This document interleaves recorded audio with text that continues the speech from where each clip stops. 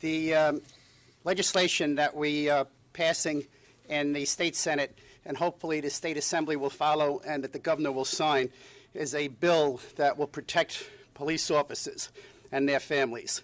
This recent cold-blooded murders of the New York City police officer Alan Schoenberger and a Poughkeepsie police detective John Falcone, while in the line of duty, is a chilling reminder of the constant dangers law enforcement personally face, and has put an urgent need to enact laws to protect those who protect us. New York City Police Department Officer Schoenberger and Poughkeepsie Detective Falcone now join a memorial roll of 15 that have been killed, 15 police officers that have been killed in the line of duty since 2005. That is why I stand here with my colleagues, Senator Ball and Senator Gallivan, in putting forward legislation that will make a change in this state and protect the officers across this great city and state that we live in. That is why I stand here today calling for action on my legislation, which reinstates the death penalty for the intentional murder of police officers and peace officers or an employee of the Department of Correctional Services. Additionally, this legislation also imposes the sentence of life imprisonment for cop killers if a jury elects not to impose the death penalty. Malcolm, you can join us if you'd like. See back there? The intent and the purpose of this legislation is clear. It is to serve as a deterrent and provide the proper criminal penalty for anyone who would kill a police officer in the line of duty. As a former New York City police officer, I see each and every day when I was a police officer the dangers that they go through.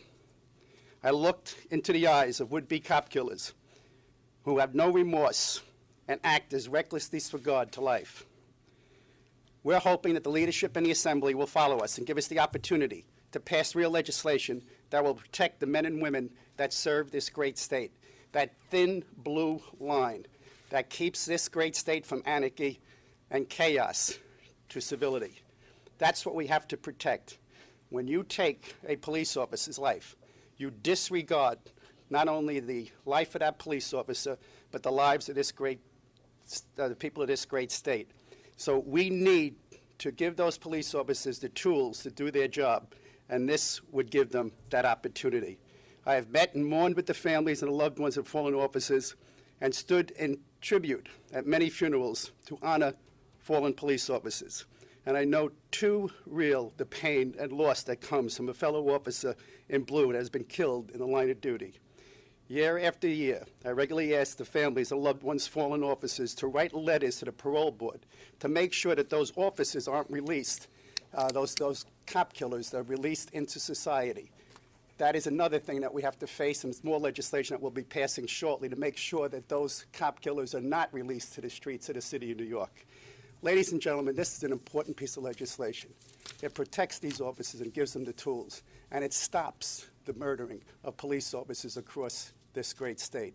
Hopefully, we will listen. Hopefully, the Assembly will pass this legislation.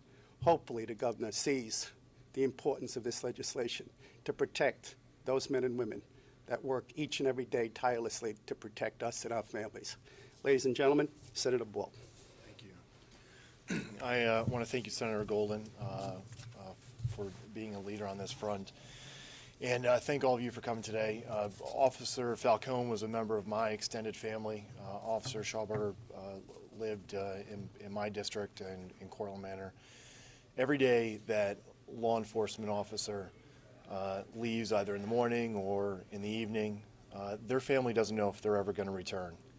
And the least that we can do as a legislature and our moral responsibility is to make sure that that family knows that that officer is protected with the full weight of the law in New York State, and that includes the death penalty. Law enforcement, correction officers, peace officers do a job that most of us could not do and most people would not do. And we have got to make sure that they are protected by the death penalty, because while it may not have saved, and specifically in John's instance, Officer Falcone's instance, it may not have saved that life. There's no doubt, as it has in other states, that it will serve as a deterrent.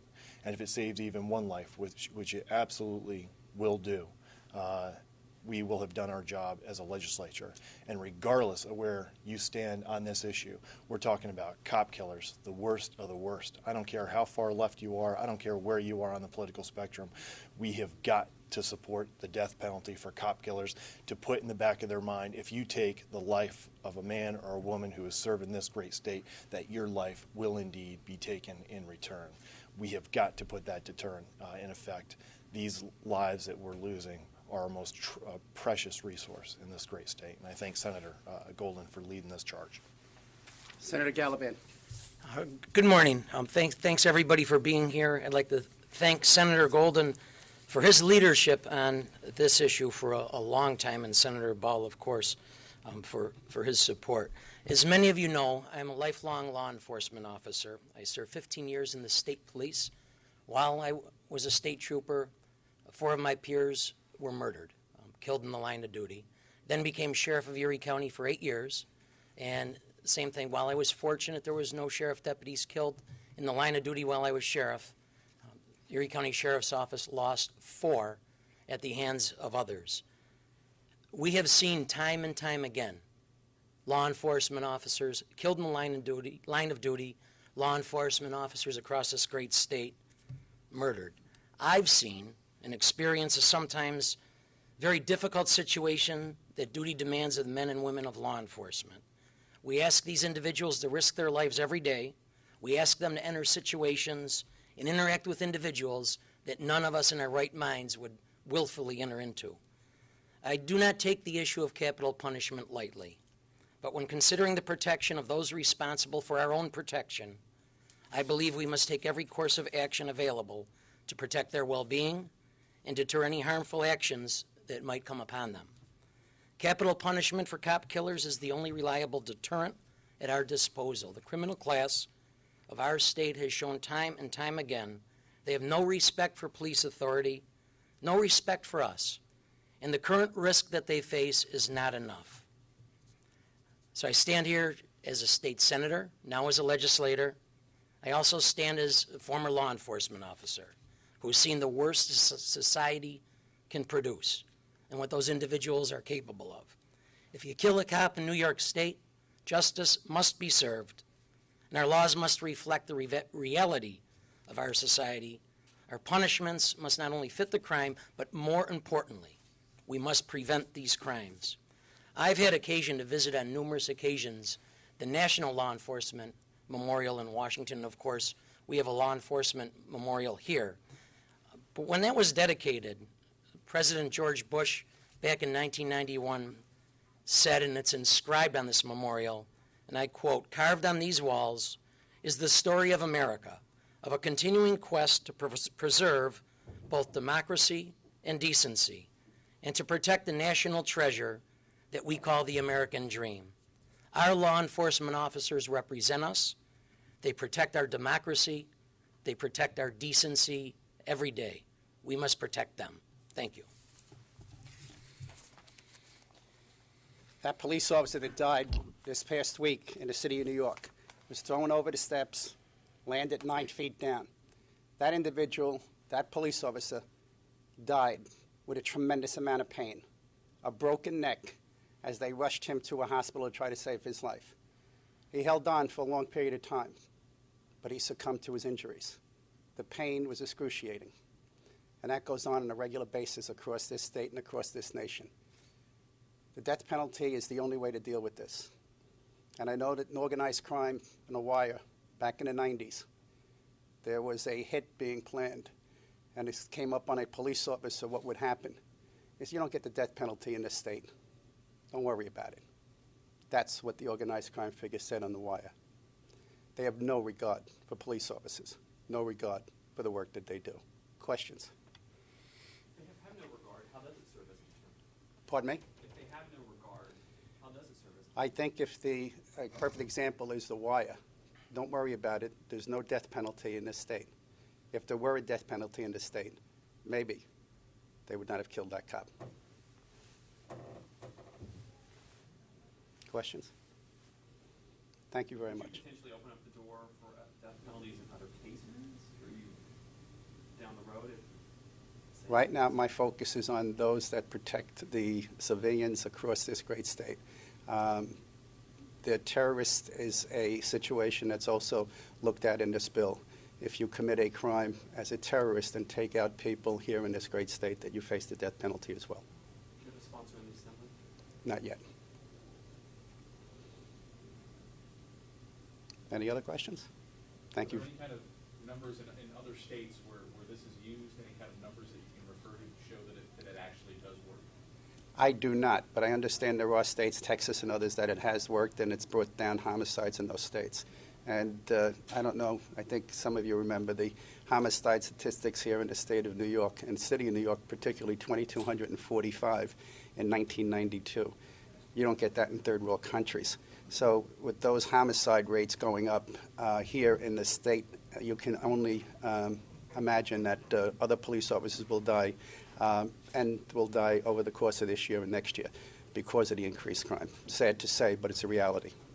Senator, can I just make just Sure. one?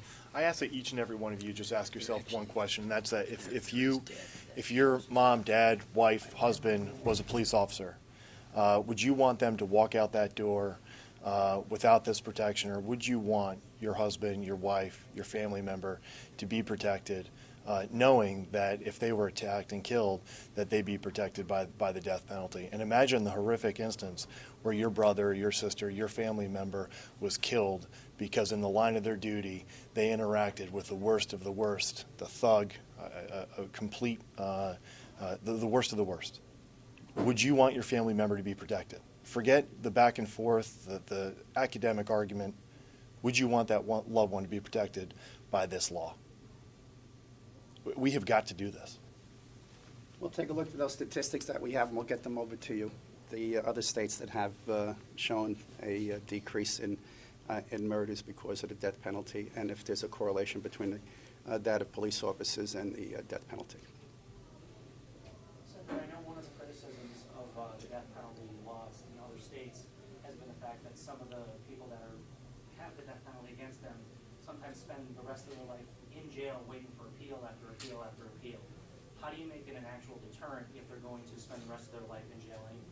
Well, I believe that the cost and the aggravation and the pain that the states go through in actually expediting a death penalty is it's unbelievable. It takes a long period of time, but that in itself is a deterrent, because you do, at the end of the day, whether it's a year, 2 years, 5 years, 10 years down the road, you do deter others from committing that crime.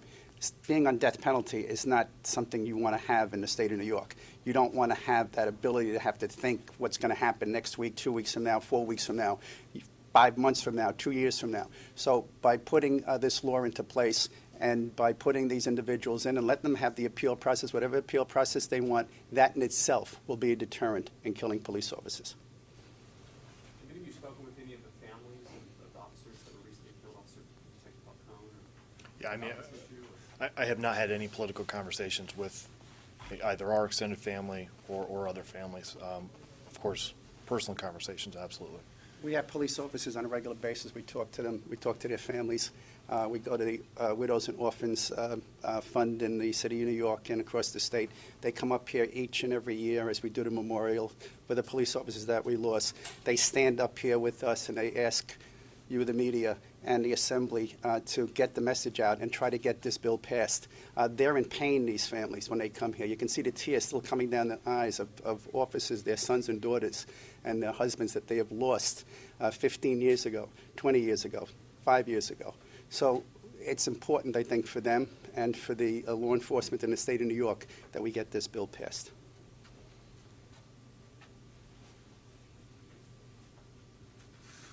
Thank you very much. Thanks, everyone.